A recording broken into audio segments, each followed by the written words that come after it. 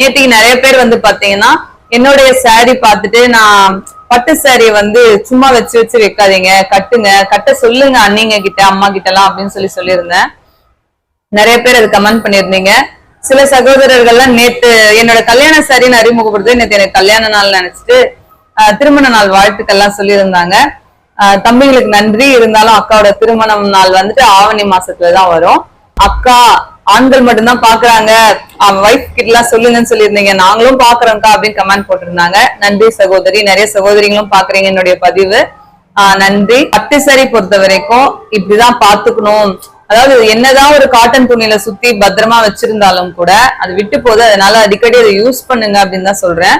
இதெல்லாம் வந்து பாத்தீங்கன்னா பட்டு சாரி கிடையாது. ஆனா அது பட்டு சாரியோட லுக்கு நல்லா இருக்கு. நிறைய வாட்டி தண்ணியில போடலாம், நல்லா ஹைன் பண்ணி எப்படி வேணா கட்டலாம். ஆனா பட்டு சாரியை அப்படி பண்ண முடியாது. இருந்தாலும் அது சீக்கிரமா கிழிஞ்சிருது. என்ன பண்றது, நம்ம ஒரு கல்யாணம் அந்த மாதிரி வரும்போது அதெல்லாம் வாங்கிதான் ஆகுறோம். அதனால அதை அடிக்கடி யூஸ் பண்ணுங்க அப்படிங்கறதுதான் உங்க சகோதரியோட கருத்து. என்றும் அன்புடன் உங்கள் ஆரணி வி சிவா அம்மு பார்த்திபன் நாடக அமைப்பாளர். வாழ்க தமிழ், வளர்க நாடக கலை. நன்றி, வணக்கம்.